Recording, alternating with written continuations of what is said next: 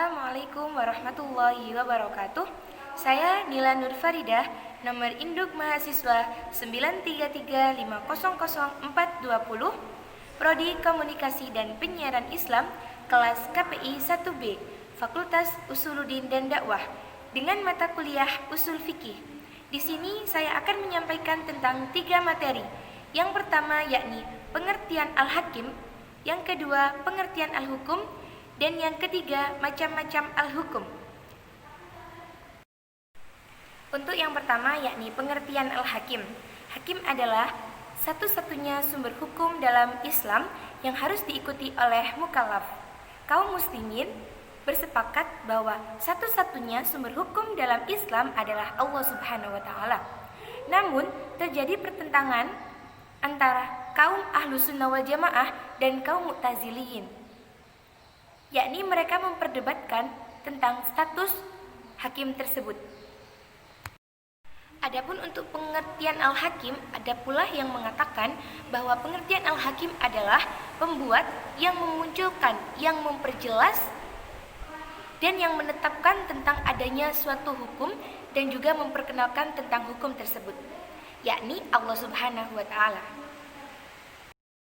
Untuk status al-hakim dalam hukum Islam, yakni ada perbedaan antara 2 keadaan, yakni sebelum terutusnya Nabi Muhammad SAW dan sesudah terutusnya Nabi Muhammad SAW. Untuk pendapat yang pertama, yakni pendapat dari kaum Ahlus Sunnah wal Jamaah. Menurut Ahlus Sunnah wal Jamaah berpendapat bahwa pada saat terutusnya Nabi Muhammad SAW tidak ada istilah al-hakim ataupun istilah hukum syara. Akal pikiran manusia tidak mampu untuk menemukannya. Akal pikiran manusia hanya mampu untuk menentukan baik buruknya hal tersebut berdasarkan Al-Quran dan As-Sunnah. Sedangkan menurut kelompok Mu'taziliyin, yang menjadi hakim pada saat itu adalah Allah Subhanahu wa taala. Akal pikiran manusia sudah mampu untuk menemukan hukum-hukum Allah, bahkan mampu untuk menjelaskannya. Untuk materi yang kedua yakni pengertian al-hukum. Hukum menurut etimologi adalah putusan, ketetapan, dan kekuasaan.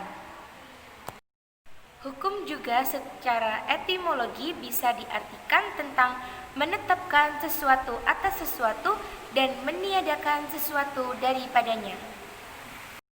Adapun pengertian hukum yang lebih luas adalah kalam-kalam Allah yang harus dilakukan oleh seorang mukallaf, baik itu berupa penuntutan, kebebasan memilih, atau sebab penyebab dari adanya ditetapkan hukum tersebut. Ada 3 orang yang tidak dibebani oleh hukum, yakni yang pertama orang gila, yang kedua orang yang sedang tidur, dan yang ketiga anak kecil.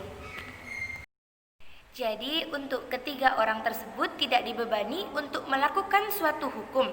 Jadi tidak dihukumi dosa bila seseorang itu tidak melakukan hukum-hukum yang telah ditetapkan oleh Allah Subhanahu wa taala.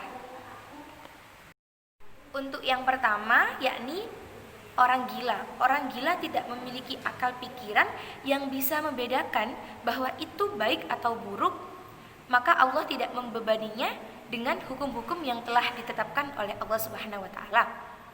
Untuk yang kedua, yakni orang yang sedang tidur.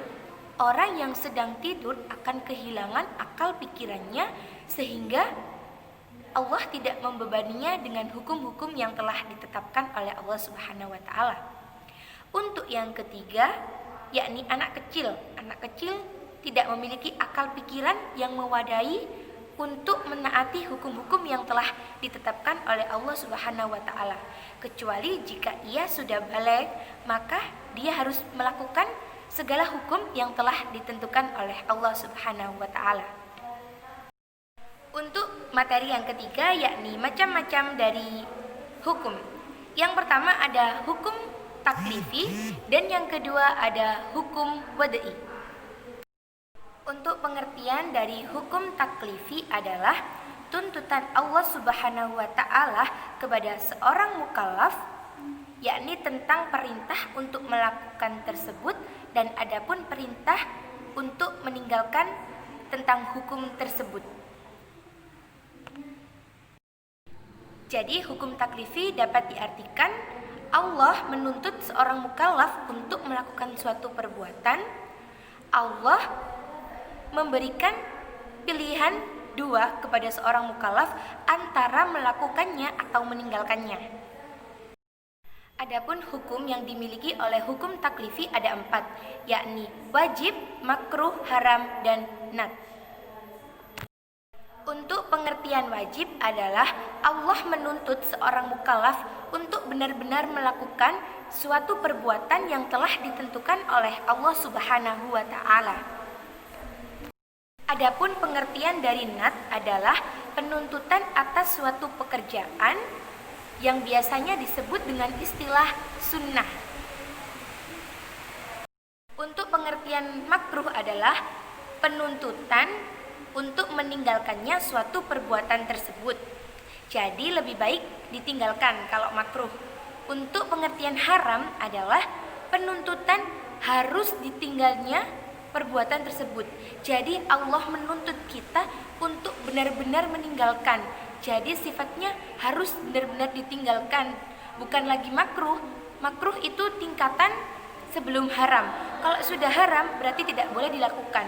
Kalau makruh masih boleh untuk dilakukan, tapi lebih baik untuk ditinggalkan. Saya mempunyai contoh dari 4 hukum tersebut. Yang pertama wajib. Contohnya adalah melakukan sholat, menunaikan zakat, berpuasa di bulan Ramadan, dan lain-lain yang bersifat harus kita lakukan. Untuk yang kedua yakni nat atau sejenis sunnah.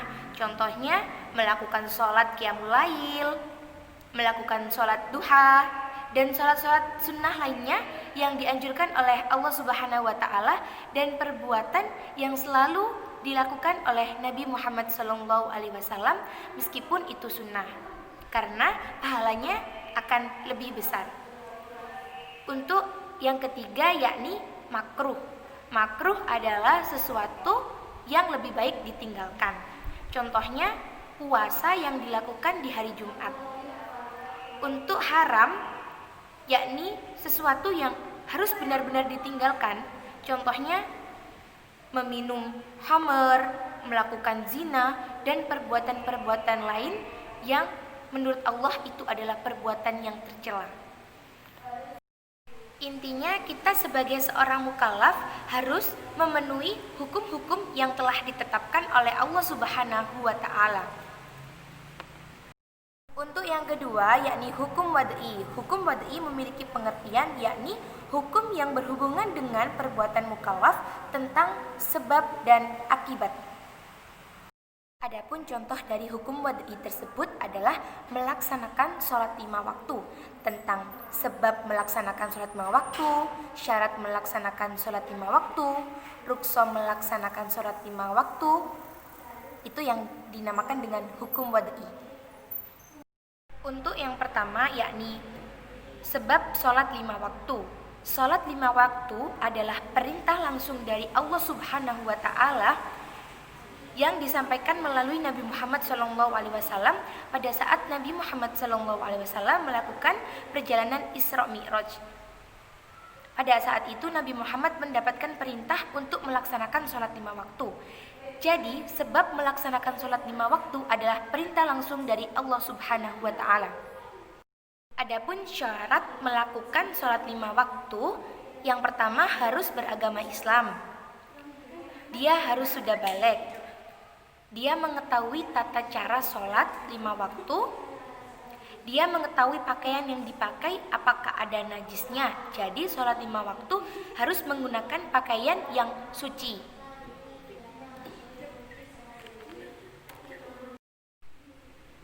Dan ada syarat-syarat lainnya yang menjadi syarat diwajibkannya melaksanakan sholat 5 waktu.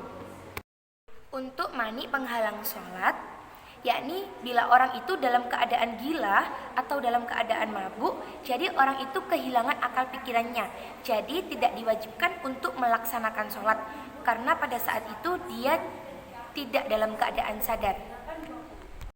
Untuk ruksoh sholat 5 waktu, bila seseorang itu dalam keadaan sakit, dia boleh sholat dengan duduk.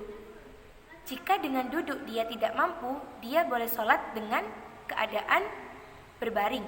Jika dengan berbaring dia tidak mampu, dia cukup untuk melaksanakan sholat dengan mengedipkan mata. Namun jika dengan mengedipkan mata dia tidak mampu, dia hanya melaksanakan sholat dengan cara membatin sholat tersebut dalam hatinya. Demikian materi yang telah saya sampaikan, kurang lebihnya saya mohon maaf yang sebesar-besarnya.